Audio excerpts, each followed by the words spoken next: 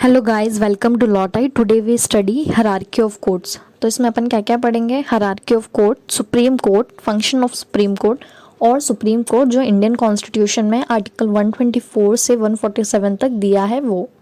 सबसे पहले देखते हैं हायरार्की ऑफ कोर्ट। उसमें आता है सुप्रीम कोर्ट, फिर आता है हाई कोर्ट, फिर आता है लोअर कोर्ट। अब लोअर कोर्ट में 3 कैटेगरी होती है, सिविल कोर्ट, क्रिमिनल कोर्ट और रेवेन्यू कोर्ट। सिविल कोर्ट में आता है डिस्ट्रिक्ट जज और क्रिमिनल कोर्ट में कौन होता है? डिस्ट्रिक्ट सेशन जज। सिविल कोर्ट में सब जज आते हैं, म्युनिसिपल कोर्ट आते हैं, स्मॉल कोर्ट आते हैं और लोक अदालत आती है। वहीं पर क्रिमिनल कोर्ट में जुडिशियल मैजिस्ट्रेट क्लास 1, क्लास 2 और एग्जीक्यूटिव मैजिस्ट्रेट क्लास 3 आते हैं। रेवेन्यू कोर्ट अपन नेक्स्ट वीडियो में पढ़ेंगे। सबसे पहले डिस्कस करते हैं सुप्रीम कोर्ट ऑफ इंडिया क्या है। It replace the federal court and privy council. Federal court क्या होता है और कब क्रिएट हुआ था? तो फेडरल कोर्ट स्टार्ट हुआ था दिसंबर 1937 में दिल्ली में, और इसने 12 साल तक फंक्शन किया था। कब तक? जब तक सुप्रीम कोर्ट सेटअप नहीं हो गया था तब तक। और प्रिवी काउंसिल कब क्रिएट हुआ था? 14 अगस्त 1833 by the act of Parliament, और ये उस टाइम की हाईएस्ट अपील अथॉरिटी हुआ करती थी। Supreme court come into force on 28 जनवरी 1950। 1950 में एक चीफ जस्टिस हुआ करते थे और 7 जजेस होते थे। करंटली अभी कितने हैं? एक चीफ जस्टिस है और 33 जजेस है। The supreme court is the supreme judicial body of India. Supreme court supreme judicial body है इंडिया के। It is the most senior constitutional court and has the power of judicial review. और ये most constitutional court है और judicial review की power है supreme court को। अब सुप्रीम कोर्ट के फंक्शन देख लेते हैं। It here appeal from high court and other court. तो ये किन किन से अपील सुन सकता है? हाई कोर्ट से, दूसरे कोर्ट से और ट्राइब्यूनल से। किन किन के बीच में कॉन्फ्लिक्ट रिजॉल्व करता है?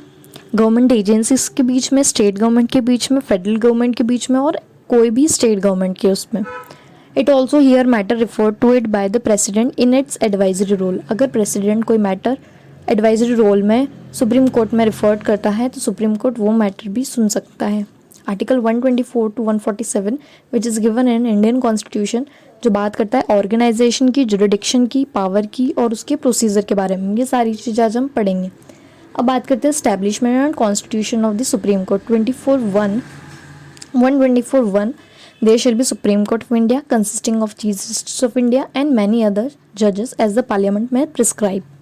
क्या बोला है कि इंडिया में एक सुप्रीम कोर्ट होगा जिसमें एक चीफ जस्टिस होंगे और बाकी जजेस होंगे, जो कौन प्रिस्क्राइब करेगा? पार्लियामेंट।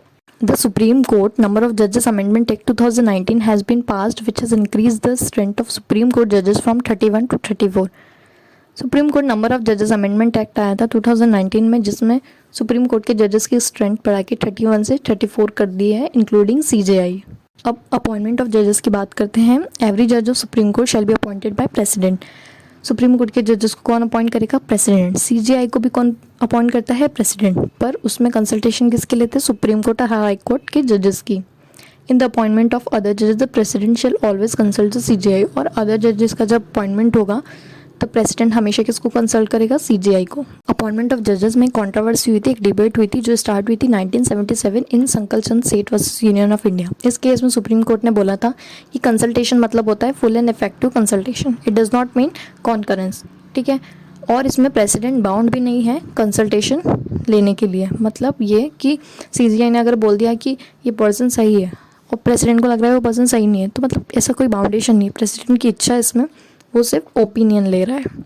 नेक्स्ट केस हुआ था फर्स्ट जज केस 1982। इसमें सुप्रीम कोर्ट ने एग्री किया, जो पहले केस में उन्होंने ओपिनियन दिया था संकल चंद केस में, उनको उन्होंने बोला कि वो सही था।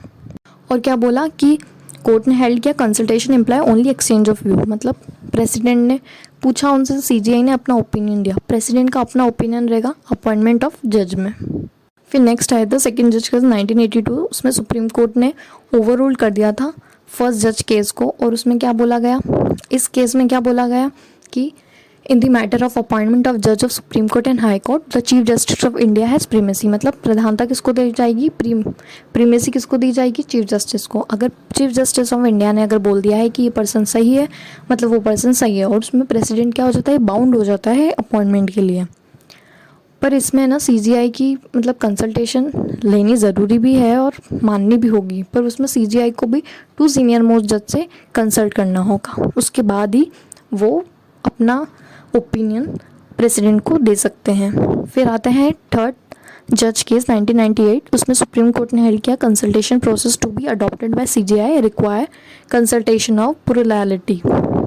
इसका मतलब ये कि the sole individual opinion of chief Justice does not constitute consultation, मतलब सिर्फ सीजीआई की कंसल्टेशन एक कंसल्टेशन कॉन्स्टिट्यूट नहीं करती है।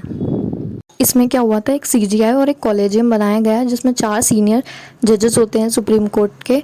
वो पांचों मिलके अपना एक ओपिनियन रखते हैं, पर उसमें अगर 2 जनों ने भी एडवर्स ओपिनियन दे दी है तो वो ओपिनियन प्रेसिडेंट को रिकमेंड नहीं करेंगे। फिर आया था fourth judges case NJAC, National Judicial Appointment Commission 99 Constitutional Amendment 2014। इसमें क्या हुआ था, आर्टिकल 124(2), 124(7), 128, ये तीनों 124(7) नहीं 127 एंड 128 अमेंड हुए थे और 124A, B, C इंसर्ट हुए थे। केस आया था supreme court advocate on record association versus union of India 2015। इसमें सुप्रीम कोर्ट ने 99 कॉन्स्टिट्यूशनल अमेंडमेंट और एनजेक को अनकॉन्स्टिट्यूशनल और वॉइड डिक्लेयर कर दिया था, और जो पहले वाला कॉलेजियम सिस्टम था वो वापस से ऑपरेटिव हो गया था। और ये हटाने का रीज़न ये था कि वो इंडिपेंडेंस ऑफ जुडिशरी को अफेक्ट कर रही थी।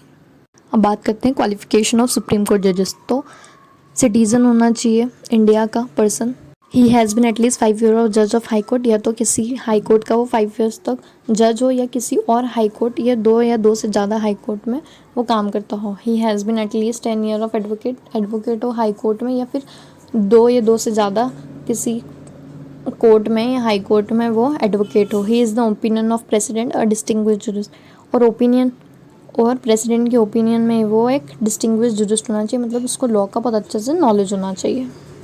अब बोथ की बात करते हैं। Provided every person appointed to be a जज of supreme Court shall before enter upon his office make and subscribe before the President or some other person appointed by him.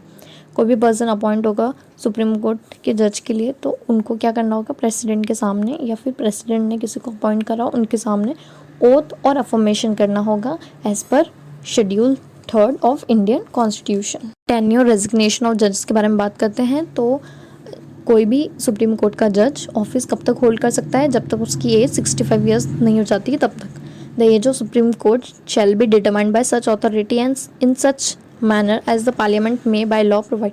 और ये कौन प्रिस्क्राइब करता है, कौन डिटरमाइन करता है, इनकी एज पार्लियामेंट। रेजिग्नेशन की बात करते हैं तो कोई भी रेजिग्नेशन दे सकता है, मतलब जज रेजिग्नेशन दे सकता है by writing under his hand, खुद के हाथ का लिखा हुआ, और किसको देना होगा, प्रेसिडेंट को देना होगा। रिमूवल ऑफ जज की बात करते हैं 124(2)(b बोलता है, उसमें सिर्फ ये बताया है कि रिमूव तो होगा, और मैनर कहाँ दे रखा है 124(4) में। और 124(4) ये भी बताता है कि किस ग्राउंड पे प्रेसिडेंट रिमूव कर सकता है सुप्रीम कोर्ट के जज को, प्रूव्ड मिसबिहेवियर और इनकैपेसिटी। प्रूव्ड मिसबिहेवियर मतलब होता है कि कुछ भी उसने गलत काम किया हो, मिसबिहेवियर करा हो, अगर प्रूफ हो जाता है तो निकाल सकता है। और इनकैपेसिटी मतलब या तो उससे काम नहीं हो रहा है, या तो वो ओल्ड हो गया है, या कोई हेल्थ इश्यूज़ के कारण वो काम नहीं कर पा रहा है, तो वो भी इनकैपेसिटी में आता है। रिमूवल ऑफ जज की बात करते हैं, इसमें प्रोसीजर दे रखा है कि the order of President can only passed when it has been address to both house of Parliament in same session. Same session में प्रेसिडेंट क्या करेगा, वो पास करेगा both the house of Parliament, और the address must be supported by special majority of both the house of Parliament, 2/3 majority होनी चाहिए। The जज Inquiry Act 1968 regulate the process relating to removal of जज of supreme court by the process of impeachment. ठीक है, अब अपन supreme court का जो जुडिक्शन है वो नेक्स्ट वीडियो में पढ़ेंगे। Thank you guys for watching this video. I will see you in next video. Do like, comment and share this video.